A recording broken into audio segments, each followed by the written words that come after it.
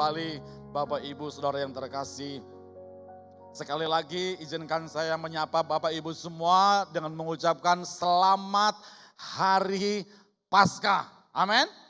Amin. Haleluya. Selamat hari Paskah Bapak Ibu.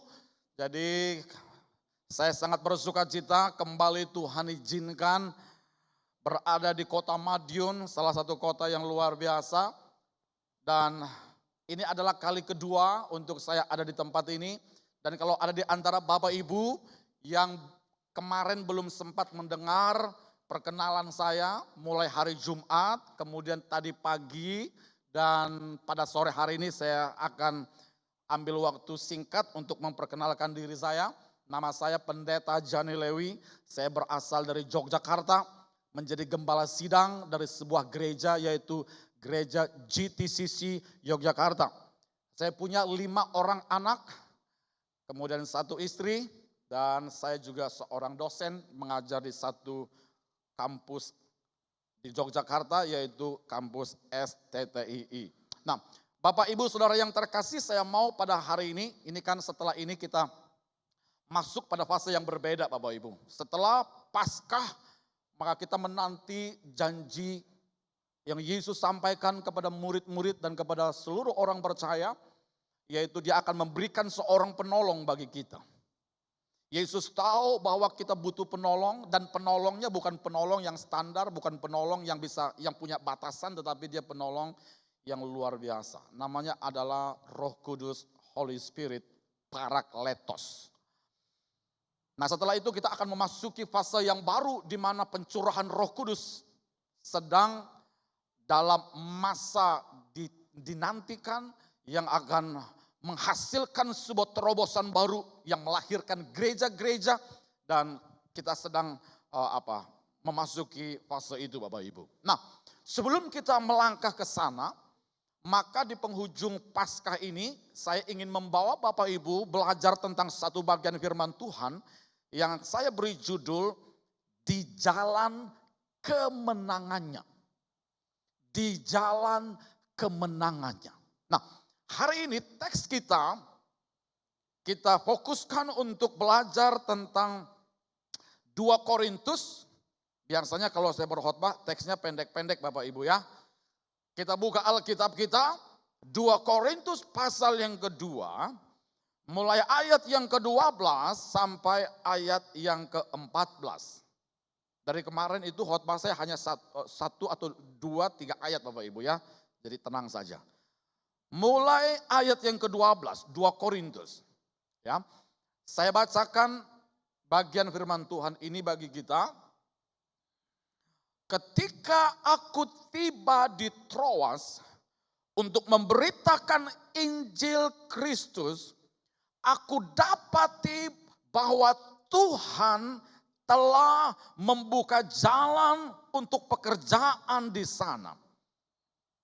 Tetapi hatiku tidak merasa tenang karena aku tidak menjumpai saudaraku Titus. Sebab itu aku minta diri dan berangkat ke Makedonia. Ini ayat utama kita, ayat 14. Tetapi syukur bagi Allah yang dalam Kristus selalu membawa kami di jalan kemenangannya. Dengan perantaraan kami ia menyebarkan keharuman pengenalan akan dia di mana-mana. Perhatikan baik. Ayat yang ke-14 itu yang akan menjadi fokus utama kita. Next. Nah, perhatikan Bapak Ibu. Ayat yang ke-14, A bilang begini. Tetapi syukur bagi Allah yang dalam Kristus selalu membawa kami di jalan kemenangannya. Ada 3 hal yang cepat saya mau sampaikan kepada kita. Ayat ini bilang begini, siapa yang membawa kita selalu di jalan kemenangannya? Segera diungkapkan oleh Alkitab, Yesus Kristus. Allah di dalam Yesus membawa kita, bahkan selalu membawa kita di jalan kebenaran. Perhatikan baik. Paulus menolong setiap kita untuk melihat peran Yesus dalam hidup kita. Dia sedang mengerjakan sesuatu, ia tidak berdiam, tetapi setelah Yesus berkemenangan, maka tugasnya adalah berikutnya. Dia memimpin kita, dia bawa kita, dia tuntun kita ke dalam satu jenis jalan. Dan Paulus berkata, jalan itu adalah jalan kemenangan. Nah, kita bisa melihat ini Bapak Ibu di dalam pengalaman Yesus bersama dengan murid-muridnya. Pada waktu Yesus melayani, dia mengajak mereka pergi ke sebuah kota, pergi ke sebuah desa tertentu. Yesus selalu melihat jalan terbuka dikerjakan oleh Bapa dalam hidupnya. Contoh sederhana Bapak Ibu dalam Markus pasal yang keempat, ayat yang ke-35 sampai ayat yang ke-41 berkata begini.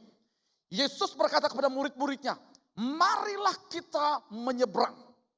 Pada waktu Yesus melayani dan dia mengajak murid-muridnya supaya mereka pergi bersama dengan dia untuk menyeberang sebuah danau. Dan Alkitab berkata, maka tiba-tiba angin ribut dialami oleh murid sedang Yesus tidur lelap.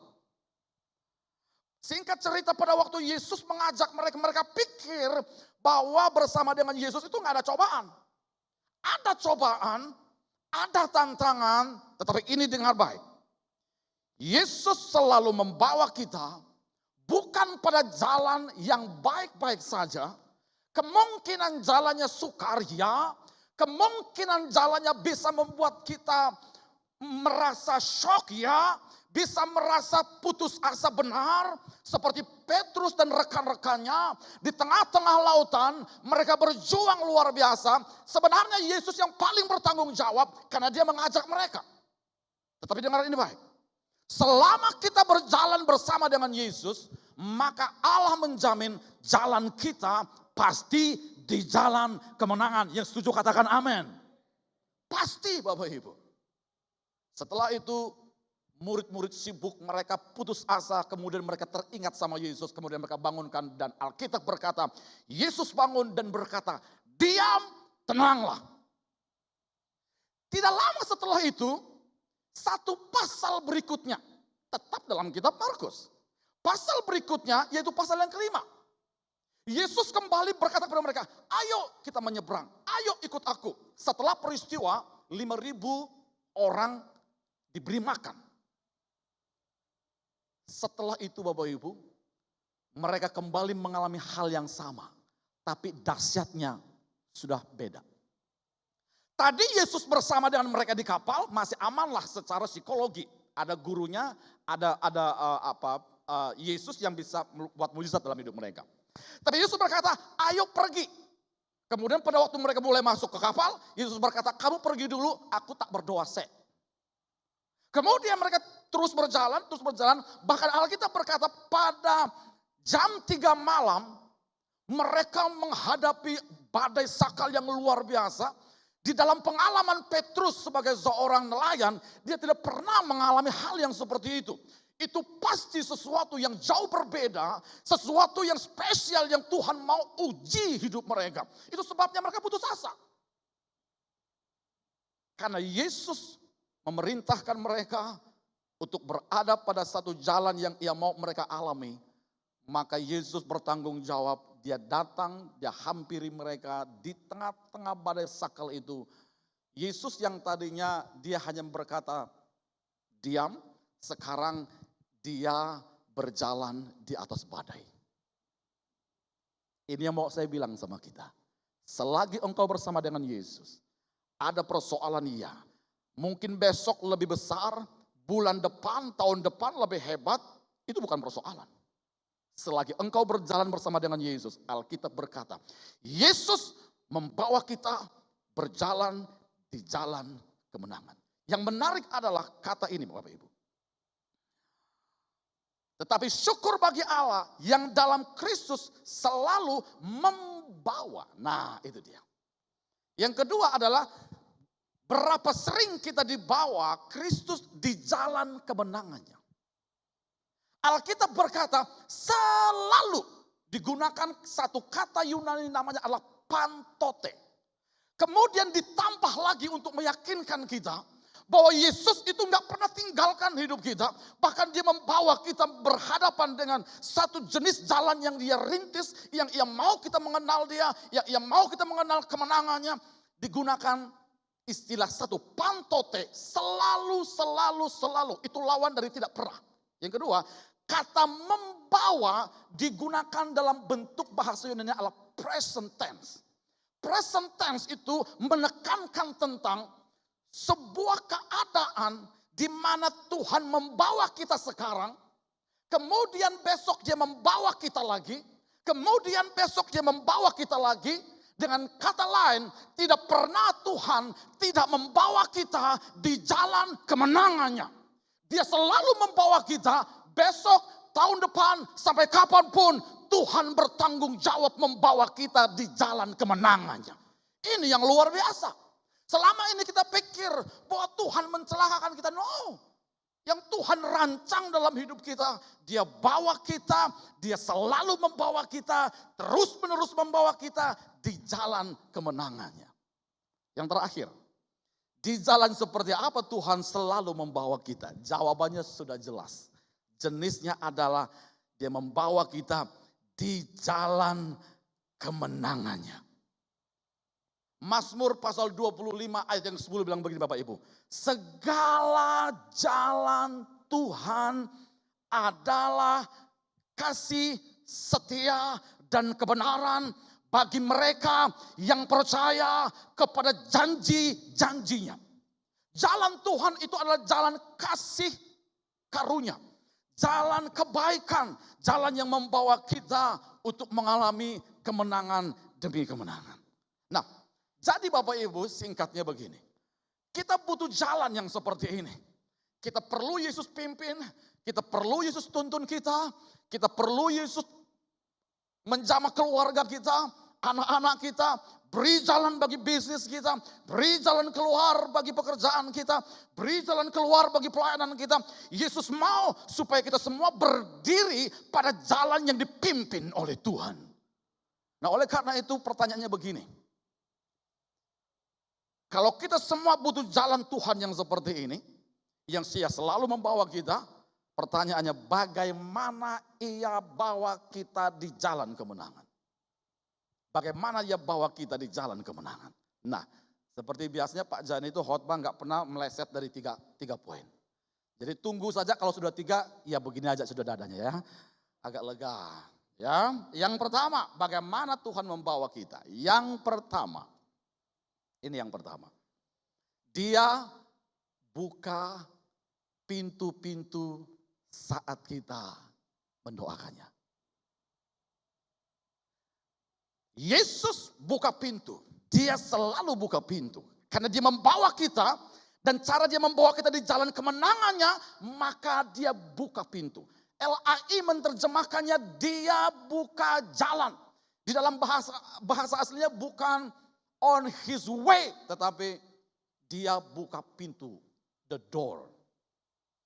Nah, Bapak Ibu Saudaraku yang terkasih, jadi Tuhan yang membuka pintu. Ayat 12 bilang begini, ketika aku tiba di Troas untuk memberitakan Injil Kristus, aku dapati bahwa Tuhan telah membuka jalan. Kapan Paulus tahu bahwa Tuhan membuka jalan? Pada waktu jadi Troas, rupa-rupanya Tuhan sudah rancang segala sesuatu yang ia perlukan. Tuhan sudah menyiapkan hati-hati orang untuk menerima Yesus sebagai Tuhan dan Juru Selamat. Itu bukan pekerjaanku, itu bukan pekerjaanmu. Tetapi Tuhan bekerja di atas segala hikmat dan pengertian kita. Amin.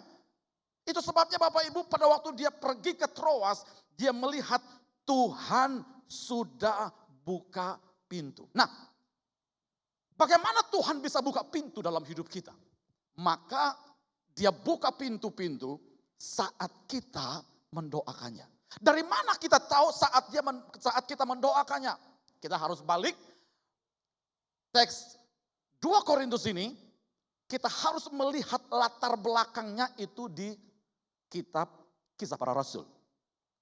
Di dalam kitab Kisah Para Rasul, konteks 2 Korintus ini ada pada Kisah Para Rasul, pasal yang ke-16 dan pasal yang ke-20. Pasal 16 berkata kepada kita pada waktu itu Paulus itu ingin pergi ke Asia. Dia berdoa supaya dia dapat pimpinan Tuhan, dapat tuntunan Tuhan agar Tuhan buka pintu di Asia.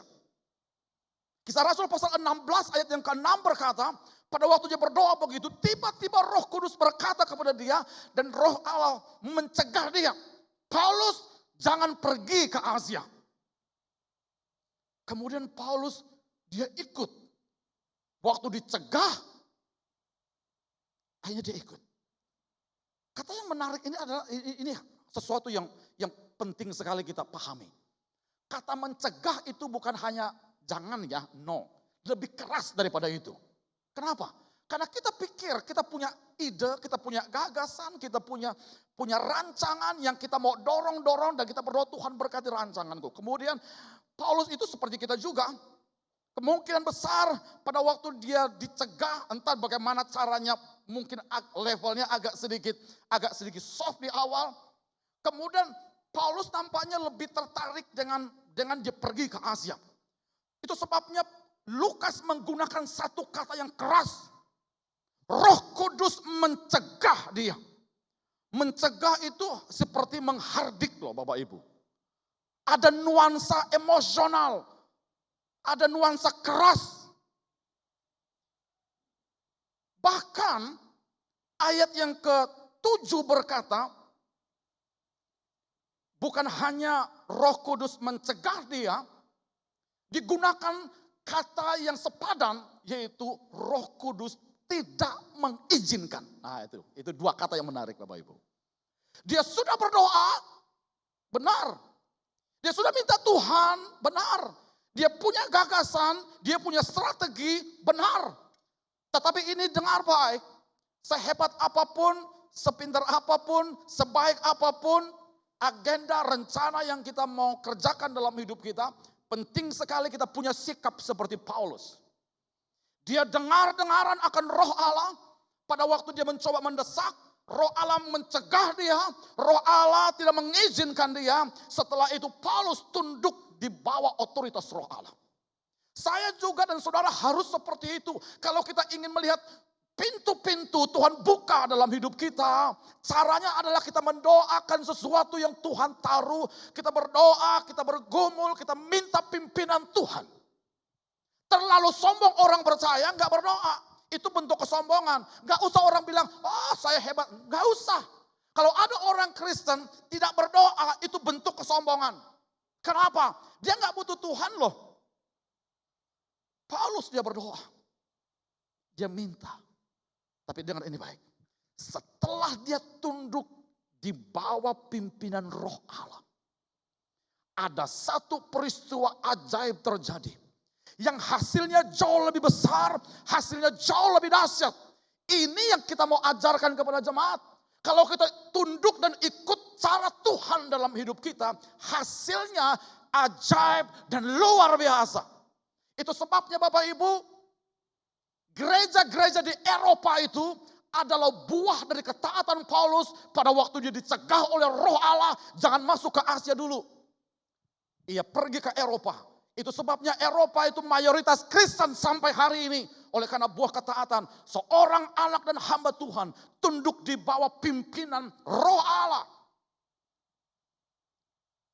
Setelah itu, setelah dia berdoa, Roh Kudus membuka langit. Dan berkata kepada dia, Paulus, Paulus, ada orang di seberang sana yang sedang menanti engkau dan memanggil engkau. Di dalam mimpi dan penglihatan itu, dia melihat ada orang yang memanggil. Menyeberanglah ke sini, menyeberanglah ke sini, menyeberanglah ke Makedonia. Tahu Bapak Ibu, setelah itu Paulus bangun dan dia taat sama Tuhan. Ketika dia taat sama Tuhan, Tuhan membuka pintu yang ada di Eropa, kemudian masuklah dia di satu kota pertama di Eropa, namanya adalah kota Filipi. Setelah dia masuk di Filipi, dia bertemu dengan wanita-wanita di sana dan salah satu wanita yang luar biasa adalah Lydia. Itu sebabnya cikal bakal gereja Filipi itu dibangun oleh karena perempuan itu dan oleh karena ketaatan Paulus tentunya. Setelah itu nggak lama maka Tuhan bawa dia lagi pergi ke Tesalonika. Membangun gereja Tesalonika. Gak lama setelah itu dibawa Tuhan lagi membangun gereja Korintus yang kita belajar hari ini. Yang saya mau bilang poinnya sederhana. Di jalan kemenangan Tuhan, Dia akan buka pintu-pintu bagi setiap kita. Jangan takut, jangan ragu. Selama kita berjalan bersama dengan Yesus, segala pintu yang tertutup akan Tuhan buka. Amin. Itu yang pertama Bapak Ibu. Jadi berjalan di jalan kemenangannya Tuhan itu indah sekali. Yang dibutuhkan itu kita mau taat sama Tuhan, kita mau bergumul loh Bapak Ibu. Kita mendoakannya itu loh, pintu-pintu itu kita doakan. Sekarang coba kita perhatikan sesuatu yang terkuncilah dalam hidup kita. Pekerjaannya mungkin sedang tidak maju, sedang tidak baik. Keluarganya, anak-anaknya, keuangannya dan segala macam Bapak Ibu. Yang kita butuhkan adalah Tuhan, aku ingin berjalan di jalan jenis jalan kemenangan yang Tuhan rancang dalam hidupku. Kita berdoa. Ada rencana ya baik, tetapi yang jauh lebih baik adalah kita minta rencana Tuhan. Seperti Paulus. Itu sebabnya pasal yang ke-20. Setelah dia pergi ke Troas, ini teks kita Bapak Ibu. Setelah dia pergi ke Troas, dia membangun gereja-gereja di sana. Hanya butuh 7 hari dia di sana, gereja mengalami ledakan yang luar biasa di Troas. Oleh karena apa? Dia taat, dia tahu jalan Tuhan di atas segala jalan-jalan manusia. Hebatnya Bapak Ibu, satu malam dia berkhotbah lebih panjang daripada khotbah Pak Jani. Semalam-malaman dia berkhotbah, ada satu anak muda yang dia ikut dengar, pertama-tama sih dia kayaknya semangat dan dia fokus dengar khotbah. Lama-lama kok Paulus nggak berhenti dia berkhotbah. Sepanjang malam-malaman loh Bapak Ibu. Dilalah anak muda itu karena dia nggak punya tempat duduk, karena tempatnya sesak penuh dengan orang. Dia duduk di sebuah pintu. Dan pertemuan mereka itu di lantai tingkat 3 lagi. Dia duduk di sebuah pintu karena sangat sesak penuh dengan orang. Pada subuhnya itu dia jatuh. Dari lantai 3, Alkitab berkata jatuhlah anak muda itu, namanya adalah Eutikus. Jatuh kemudian mati. Hebohlah jemaat Bapak Ibu. Berkuranglah 1 jemaatnya. Tiba-tiba berkurang 1. Orang takut. Tapi hebatnya adalah apa yang menakutkan kita, apa yang kita anggap merugikan kita, apa yang kita anggap lepas dari hidup kita, apa yang kita anggap dirancang jahat oleh iblis. Iblis mengambil nyawa Tikhikus, tapi Paulus membawa dia naik dan Paulus berdoa bagi dia, orang yang baru saja mati, yang nyawanya memang sudah melayang, bahkan keluarganya menangisi dia. Pada waktu dia ada di dalam hadiratnya Tuhan, Paulus berdoa bagi Eutikus. Seketika itu maka bangkitlah dia. Dan kebangkitan itu yang tadinya dirancang oleh kuasa kegelapan mempermalukan gereja. Kebangkitannya membawa kabar yang lebih meluas lagi, memenuhi kota Troas. Ini yang mau saya bilang sama kita. Iblis kadang-kadang mengambil sesuatu, bahkan kesempatan-kesempatan untuk menjatuhkan kita. Membuat kita seperti Paulus pada waktu itu, mungkin dia punya perasaan juga. Ini orang meninggal pada waktu saya berkhotbah. Kalau ada di tempat ini tiba-tiba, mohon maaf Bapak Ibu, ada orang yang jangan akan meninggal, pingsan pada waktu Pak jadi khotbah. Saya itu gemeteran Bapak Ibu. Ini enggak pingsan, ini mati. Tapi Tuhan, Paulus tahu dia berjalan di jalan kemenangan Tuhan. Dia enggak takut. Anak muda itu bangkit kembali. Berdoa. Berdoalah Bapak Ibu supaya kita itu dapat hikmatnya Tuhan. Dapat pimpinan tuntunannya Tuhan. Kalau kita sudah dituntun Tuhan, maka kita akan mengalami hasil di atas segala yang kita pikirkan. Itu hebat. Maka sekarang bapak-bapak, ibu-ibu, kita bersatu dalam doa. Ngerti dengan Bapak Ibu? Satu istilah yang dipakai oleh Yesus di dalam Matius pasal 16. Di mana 2 dan 3 orang berkumpul dalam namaku, mereka bersepakat berdoa, maka Bapakku di surga akan melakukannya. Kata sepakat itu penting sekali. Dari situlah kita menemukan kata simfoni. Kata Yunani adalah sumpanio. Itulah yang digunakan di dalam istilah orkestra. Istilah orkestra, pada waktu orkestra itu kan beragam alat-alat musik Bapak Ibu. Pada waktu alat musik itu dimainkan satu demi satu itu enggak terlalu harmonik. Tapi pada waktu orkestra itu dinyanyikan, mereka memahami, oh sekarang kita nada A, sekarang kita nada G, kemudian setelah itu kita nada C dan segala macam. Semuanya harmoni satu kata. Itu artinya sepakat. Pada waktu dia sepakat, Yesus berkata, keajaiban terjadi, boom. Nah, Bapak Ibu Saudaraku yang terkasih, orang-orang tua, anak-anak kita harus berdoa sepakat. Itu sebabnya di jemaat saya layani, kami bikin, ini baru 3 bulanan, tapi sudah dahsyat. Kami bikin komsel kami dengan konsep, setiap orang di gereja tidak ada yang menjadi penonton sejati. Saya pikir bagaimana caranya, saya buka komsel dengan konsep begini. Angka teratas itu 12, supaya saya tidak melebihi Yesus yang punya 12 murid. Kalau saya 13 kan lebih daripada Yesus itu. Kemudian setelah itu kita bikin bottom, angka bawahnya itu 2 orang. Saya berkata kepada jemaat, tidak ada alasan bagi setiap orang di tempat ini berkata, Pak Gembala, saya nggak bisa ini, saya nggak bisa itu, saya nggak bisa nyanyi, saya nggak bisa WL, saya nggak bisa bermain musik dan segala macam. Saya nggak bisa. Saya bilang jangan bangun alasan-alasan. Setiap orang harus melayani. Kemudian kami buka komsel. Setelah kami buka komsel, saya latih anak-anak muda, saya latih orang-orang setiap minggu saya latih, ledakan terjadi dahsyat. Gereja kami sekarang udah nggak muat gedungnya. Pak Otto dulu pernah sekali ke gedung kami Bapak Ibu, tetapi sekarang sudah nggak muat. Kami harus pindah hotel. Berdoa minta hikmat Tuhan.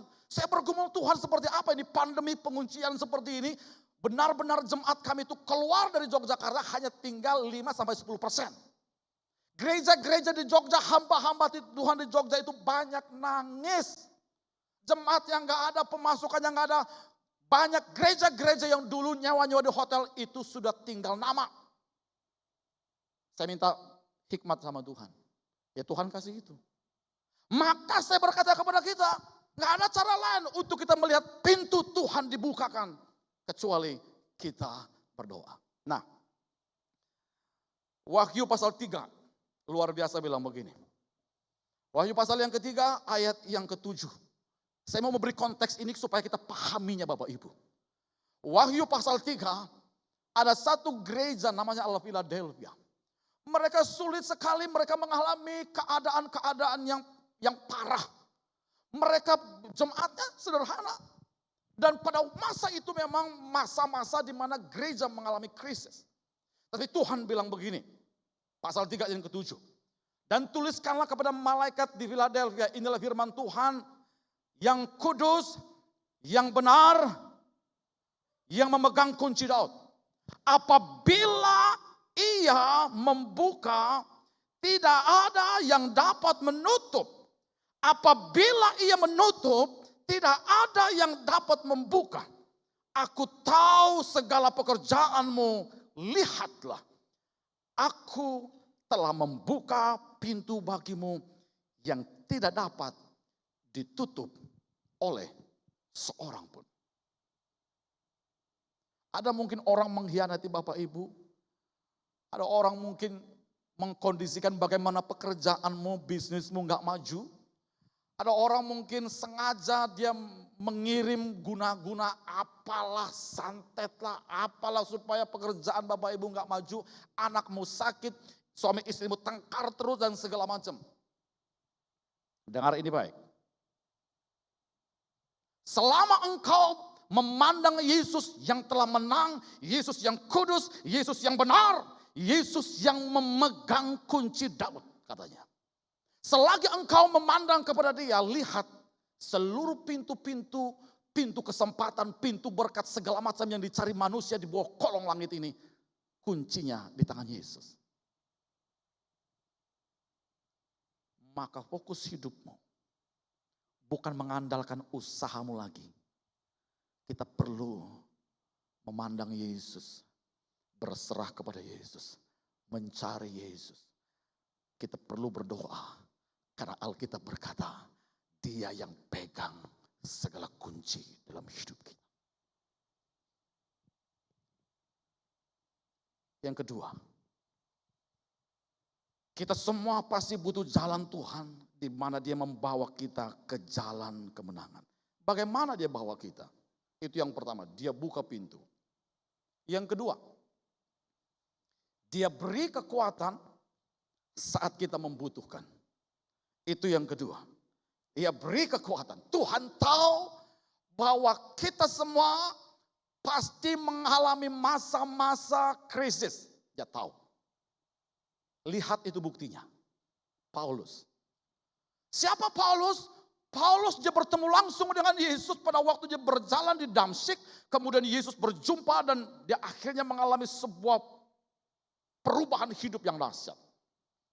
Siapa Paulus? Paulus adalah orang yang pada waktu sapu tangannya disentuh kepada orang lain, maka orang lain sembuh. Siapa Paulus? Paulus pada waktu orang sakit, dia hanya membutuhkan mengenai bayangan Paulus, semua orang sembuh. Tapi tahukah saudara, ada titik di mana Paulus mengalami hati yang tidak tenang. Ayat 13 bilang begini. Tetapi hatiku tidak merasa tenang karena aku tidak menjumpai saudaraku Titus. Sebab itu aku minta diri dan berangkat ke Makedonia. Penting sekali kenapa kita bilang ini, kita butuh diberi Tuhan kekuatan. Perhatikan baik, konteksnya begini supaya Bapak Ibu tahu poin ini dengan benar. Paulus, dia mengirim Titus untuk membawa surat kepada jemaat di Korintus. Jemaat di Korintus pasal yang pertama sedang dalam perang besar. Dalam persoalan yang sangat rumit. Satu-satunya jemaat yang paling dikhawatirkan Paulus di seluruh jemaat yang pernah dia didirikan adalah jemaat Korintus. Itu sebabnya dia kirim Titus ke sana untuk menasihati mereka dan mengatasnamakan Paulus. Dia tahu orang-orang di Korintus sedang dalam pertikaian, sedang dalam konflik yang serius. Dan dia mengirimkan anaknya atau saudaranya disebut namanya adalah Titus. Dia berpikir bahwa Titus akan baik, dia berpikir bahwa Titus akan diterima dengan baik. Tetapi Alkitab berkata pada waktu Titus pergi ke sana, ada beberapa kelompok yang tidak bisa menerima dia. Bahkan Titus di dalam kitab yang lain mengalami sakit-sakitan. Tahu kok saudara kenapa dia sakit? Dia sakit karena menghadapi jemaat. Banyak gembala sidang, ketegangannya semakin hari semakin meninggi. Bukan oleh karena setan. Saya harus bilang ini dengan kita. Kadang-kadang oleh karena jemaat Tuhan.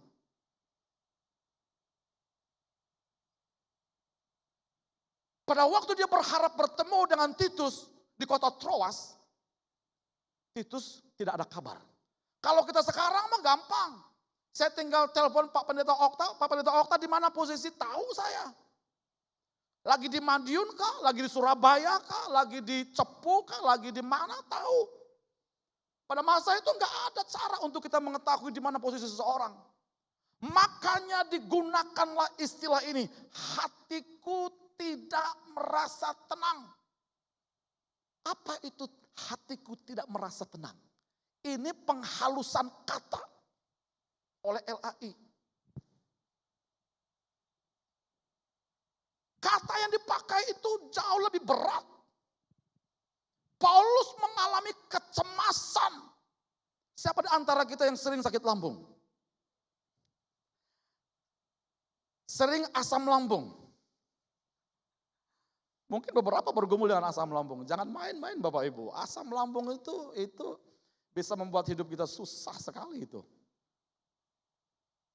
Kecemasan di dalam yang diungkapkan di sini adalah hatiku tidak merasa tenang. Yang digunakan adalah jiwaku mengalami kecemasan. Pada waktu digunakan istilah kecemasan, itu adalah istilah di mana seseorang seperti dicengkram oleh sebuah jenis kecemasan yang membuat hati hidupnya bergelora bagaikan itu ombak di lautan. Itu gambaran kata yang dipakai. Tapi ini agak cukup bagus lah. Hatiku tidak merasa tenang, agak sedikit halus. Kalau kita melihat dalam bahasa asli seperti itu. Itu sebabnya di dalam ayat yang ke-13 dia merasa hatiku cemas. Kenapa dia cemas? Karena tidak ada Titus di sana dan banyak penafsir berkata dia cemas, dia mulai berpikir orang Korintus yang sedang berkonflik besar, mungkin mereka sudah menghabisi dia. Kalau ada kerusuhan di kota ini, kemudian Bapak Ibu datang untuk seolah-olah jadi pahlawan. Wow, tunggu dulu Bapak Ibu. Coba kita perhatikan banyak polisi jadi korban itu justru pada waktunya memberikan bantuan. Dalam keadaan chaos seperti itu bukan hikmat yang baik. Kadang-kadang seperti itu. Yang saya mau bilang begini. Pendetakah, diakenkah, pelayan Tuhan yang paling aktifkah, tidak ada di antara kita yang luput dari namanya persoalan keadaan. Kita pernah naik ke sorga tingkat 3 seperti Paulus. Gak mau tahu Bapak Ibu. Dia kan sebelum itu kan dia sudah naik ke tingkat 3 tuh. Masih ada kecemasan. Kalau kita gunakan istilah itu dalam dunia kita sekarang masih ada asam lambung. Masih ada. Tapi ini yang menarik. Setelah dia mengalami kecemasan, ketakutan, kekhawatiran yang seperti itu, maka ayat yang ke-14 yang tadi kita baca itu langsung disaut seperti ini. Tetapi syukur kepada Allah. Itu yang penting. Kita mengalami persoalan, ya. Kita mengalami masa-masa yang krisis, ya. Kita mengalami sakit penyakit, benar. Tetapi masih ada alasan untuk saya bisa berkata, Tuhan terima kasih. Masih ada kekuatan untuk Engkau berikan dalam hidup saya. Itu sebabnya Paulus berkata, syukur kepada Allah yang membawa kita selalu di jalan kemenangan. Kita harus mengembangkan rasa syukur kita. Kita harus melihat bahwa Dia tidak pernah meninggalkan kita. Dan Alkitab dan Tuhan di dalam Roh Kudus memberikan hikmat. Udah gini aja, kamu pergi ke Makedonia. Dia dipimpin oleh Tuhan. Supaya dia ditenangin dulu oleh Tuhan. Dia pergi menepi sebentar. Dia perlu mencharger spiritualnya. Dia perlu mendapatkan penghiburan kembali. Ini mau saya bilang sama kita. Selama kita bersandar kepada Tuhan. Berdoa minta Tuhan pimpin kita. Maka dia akan menyegarkan jiwa kita. Dipimpinlah Paulus, dia pergi ke Makedonia. Di sana dia mendapatkan perawatan yang baru. Dan dia mendapatkan semangat yang baru untuk ia melanjutkan pelayanannya. Yang ketiga dan kita selesai. Bagaimana Tuhan membawa kita di jalan kemenangan. Yang terakhir, dia memberkati pekerjaan saat kita memperjuangkannya. Di sini Paulus ia bilang sama Tuhan, Tuhan aku ini enggak mengerjakan tujuanku loh. Ayat 14b dia berkata, dengan perantaraan kami ia menyebar keharuman pengenalan akan dia di mana-mana. Paulus sedang punya satu proyek besar, yaitu dia sedang melayani Tuhan.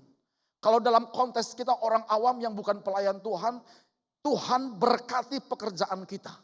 Atau Tuhan berkati pelayanan kita. Tuhan memberkati usaha kita.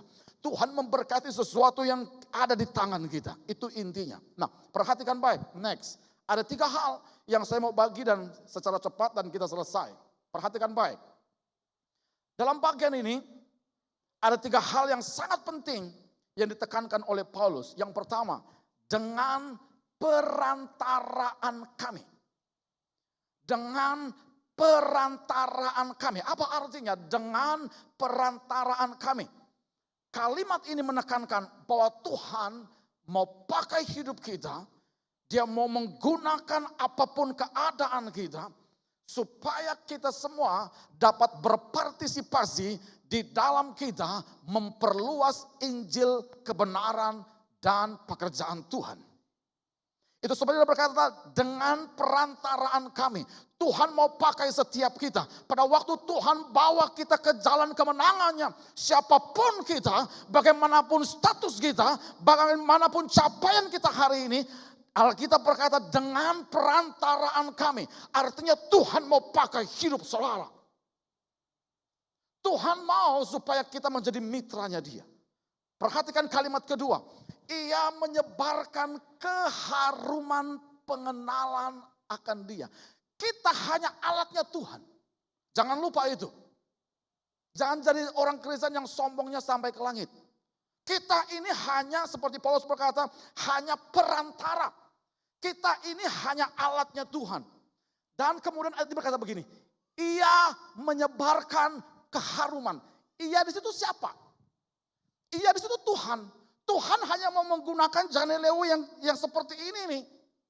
Kemudian pada waktu saya mulai beri hidup saya, pada waktu saya bisa bilang sama Tuhan, Tuhan oke Tuhan aku mau ikut Engkau, maka Tuhan akan pimpin kita di jalan kemenangan. Yang mau dia tunjukkan kemenangan demi kemenangan di dalam pelayanan, dalam pekerjaan, dalam apapun. Tetapi dia berkata dia menyebarkan. Jadi ini menekankan tentang peran Tuhan di atas segala-galanya. Kita hanya perlu ketaatan, kemudian buahnya adalah karya Tuhan. Masih ingat 1 Korintus pasal yang ketiga berkata begini, Paulus bilang begini. Aku menanam, Apolos menyiram, dan kedua-duanya tidak lebih baik satu dibandingkan dengan yang lain. Yang terpenting adalah Allah memberkatinya, Allah membuat pertumbuhan. Yang terpenting Paulus berkata, bukan saya, bukan kamu, bukan manusia yang penting. Yang penting adalah apa yang engkau kerjakan diberkati oleh Tuhan. Itu yang menghasilkan pertumbuhan yang dahsyat. Jadi Bapak Ibu Saudara, ayat ini luar biasa dahsyat dalam hidup kita. Tuhan, dialah yang bekerja. Penting kita hanya taat, kita berdoa, kita ikut Tuhan. Dia menyebarkan pengenalan akan dia. Yang terakhir dan kita stop. Kalimat itu, kata itu begini. Ia menyebar keharuman pengenalan akan kita di mana-mana. Tahu ke Bapak Ibu? Pada waktu Paulus melayani, kekaisaran Romawi yang memerintah pada abad itu adalah kekaisaran yang sangat-sangat ketat terkait perluasan agama.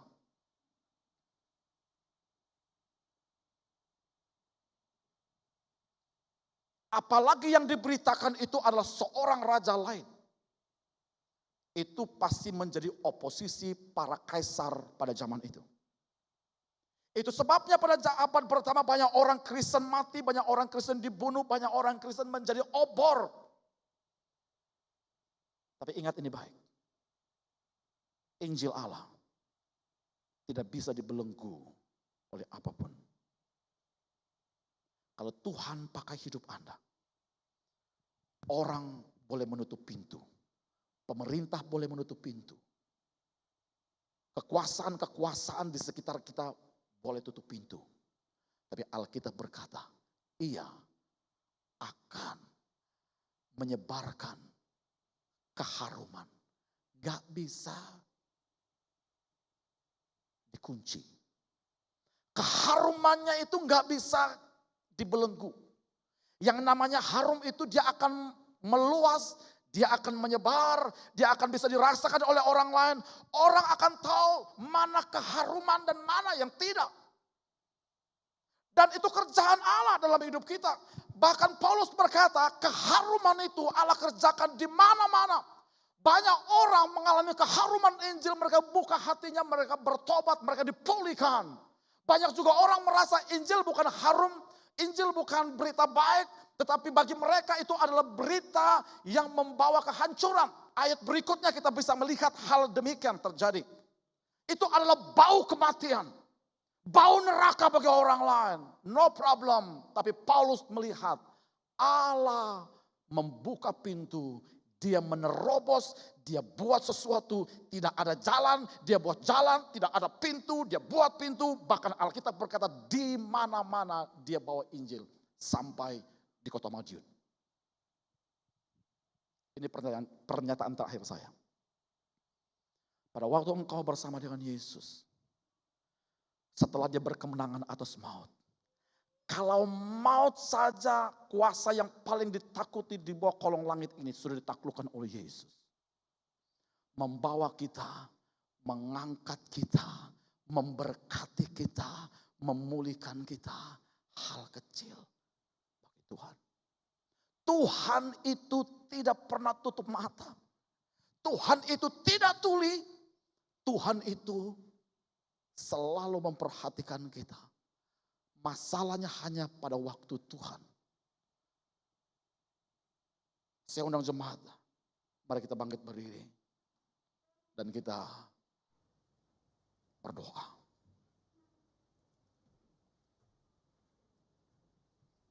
Haleluya, haleluya.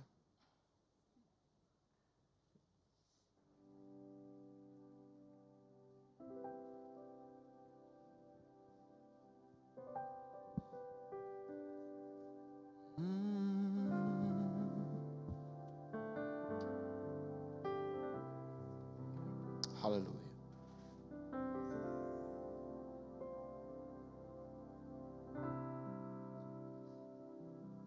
Bapak Ibu Saudara yang terkasih dalam nama Tuhan Yesus Kristus.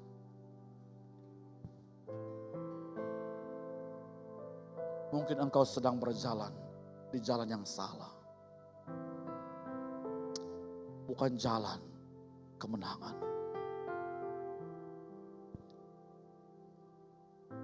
Ini adalah malam di mana engkau harus mengevaluasi jalan yang sedang engkau tempuh.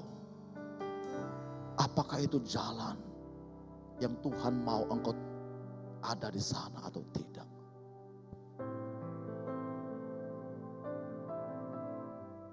Kalau engkau tahu nyata-nyata sekarang ini engkau berjalan di jalan yang Tuhan tidak mau engkau ada di sana. Jalan terbaik adalah kembali, bukan melanjutkan.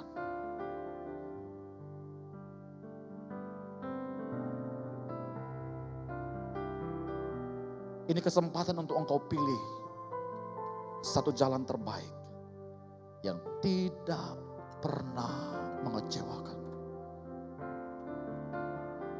Yaitu berjalan bersama Yesus.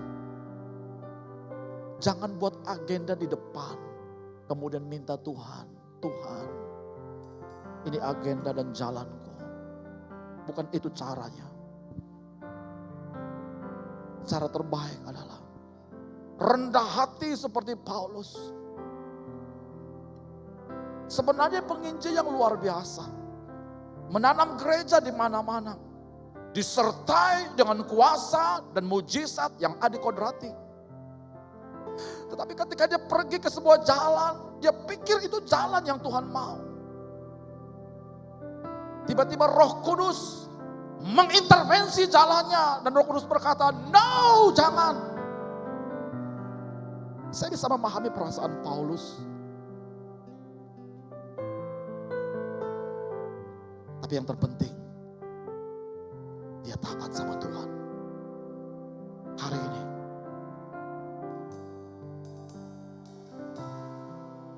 mari kita merendahkan diri kita seperti Paulus. Mari bilang sama Tuhan, Tuhan, aku pilih jalan di mana Engkau membawa hidupku. Aku percaya kalau Tuhan membawa aku, kalau Tuhan pimpin, kalau Tuhan menuntun seluruh jalan-jalanku. Aku percaya jalanku tidak akan mengecewakan. Aku percaya aku akan dibawa di dalam kemenangan demi kemenangan. Tuhan akan membawa dan mengangkat aku dari satu level kepada level yang jauh lebih tinggi. Tuhan akan mempromosikan aku meskipun berbagai cara dibentuk oleh iblis dan dunia ini. Namun Alkitab berkata, selama aku memandang Yesus yang memegang kunci kerajaan, aku akan melihat pintu-pintu akan terbuka. Dan Yesus berkata, apa yang dibuka oleh Yesus, tak seorang pun bisa menutupnya. Inilah jalan yang Tuhan mau engkau alami hari ini. Jalan diberkati Tuhan. Haleluya. Sebelum kita akan pulang dari tempat ini, kita menyanyi sebuah pujian bagi Bapak Ibu Saudara yang rindu diberkati. Engkau minta Tuhan menyertai sesuatu dalam hidupmu.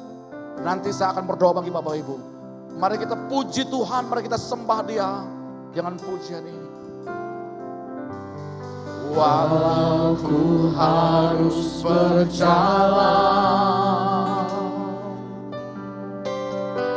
jalan lembah kekelaman,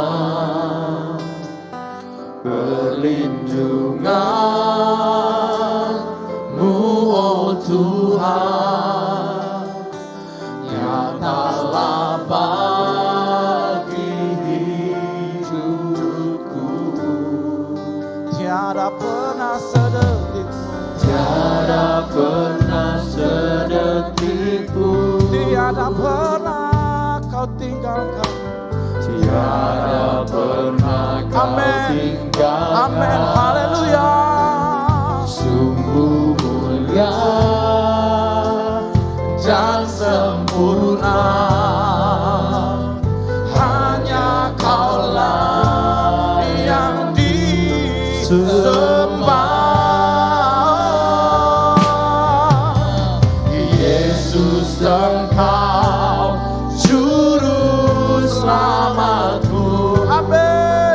Dalam janji-Mu kemenanganku,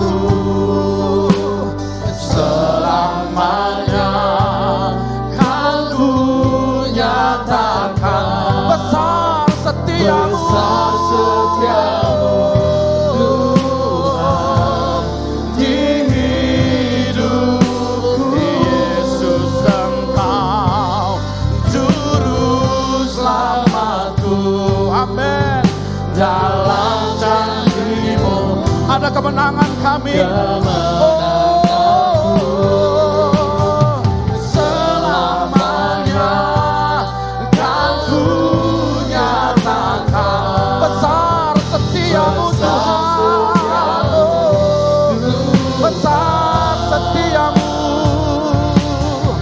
besar setiamu Tuhan. Oh, besar setiamu, besar setiamu Tuhan di hidupku. Oh, besar setiamu Tuhan. Mari angkat suaramu, mari kau berkata kepada Tuhan, Bapa, aku ingin berjalan di jalan kemenangan-Mu. Haleluya. Oh, Tuhan lawat, Tuhan menjamah kami, Tuhan penuhi kami dengan hikmat-Mu. Kami bersyukur bahwa Engkau selalu membawa kami di jalan kemenangan, di jalan kemenangan Tuhan. Oh, haleluya.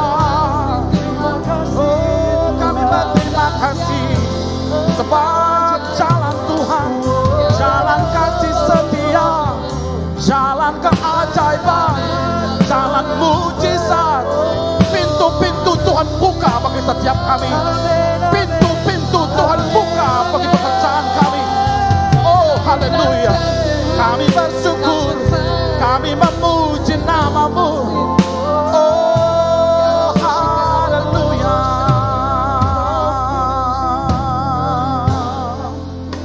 Bagi setiap kita hari ini yang rindu engkau diberkati oleh Tuhan, mari engkau angkat tanganmu, siapapun saudara, apapun persoalanmu, tidak peduli namanya apapun. Mari angkat tanganmu dan terima berkat dari Tuhan. Bapa, dalam nama Yesus Tuhan, Engkau melihat anak-anak-Mu hari ini, yang mereka pasti memerlukan Tuhan, pasti memerlukan pimpinan, pasti memerlukan jalan kemenangan yang Tuhan mau kami ada di sana. Kami berdoa di dalam nama Yesus, tangan-tangan yang terangkat demi nama Yesus yang hidup, yang berkemenangan dan sedang memerintah di sorga itu. Kami berdoa hari ini, apapun yang ditaruh oleh iblis dalam hidup kami, Engkau hari ini, agendamu kami batalkan demi nama Yesus Tuhan. Biar kemenangan terjadi hari ini. Jalan Tuhan menjadi jalan kemenangan. Aku pimpin kami sehingga kami lebih dari orang yang menang. Terpuji namamu, ini doa syukur kami bagi setiap kita yang diberkati dan berkemenangan bersama-sama. Katakan amin. Haleluya, beri kemuliaan bagi nama Tuhan. Haleluya, haleluya. Silakan duduk kembali Bapak Ibu Saudara. Tuhan Yesus memberkati.